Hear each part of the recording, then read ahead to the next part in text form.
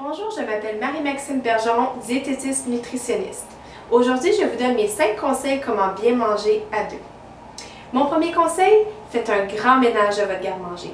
Faites place aux bonnes choses, comme par exemple du quinoa, du riz brun, pâte alimentaire agréée entier, légumineuses en conserve de toutes sortes, bouillon de poulet naturel, conserve de tomates, ça peut être du coulis de tomates, des lentilles crues, orge mondée, céréales riches en fibres, du gruau instantané naturel sans sucre ajouté et du beurre d'amande naturel.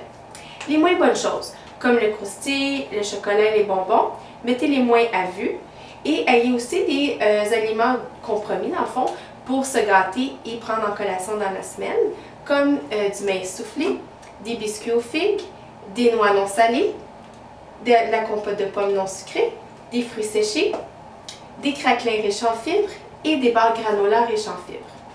Mon deuxième conseil maintenant, planifiez vos repas.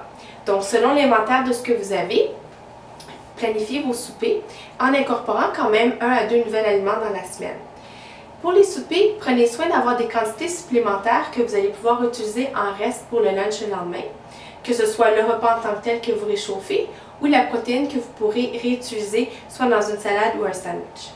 Pensez également à vos déjeuners. Ayez une réserve en fait de combinaisons intéressantes, de choses que vous pourriez manger pour le matin et ayez également des collations pour la maison et le travail.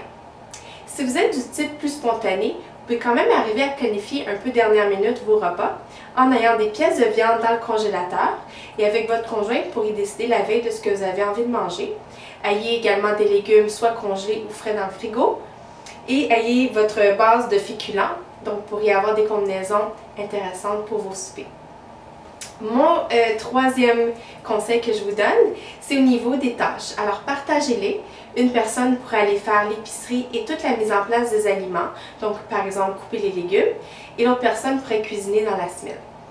Mon quatrième conseil, savourez les repas ensemble. En plus d'être un moment privilégié, ça évite en fait les distractions comme par exemple manger avec la télévision ou avec notre iPhone ou notre iPad. Les études démontrent vraiment qu'on a de meilleures habitudes alimentaires lorsque ces distractions ne sont pas là. Et en plus, c'est un moment qu'on partage avec son conjoint. Et mon dernier conseil, encouragez votre conjoint. Ne pointez pas du doigt les mauvais comportements, mais faites l'emphase plutôt sur les bons. Sur ce, j'espère que vous avez apprécié cette capsule et je vous invite à visionner la prochaine qui va être sur les 5 bases du Clean Eating.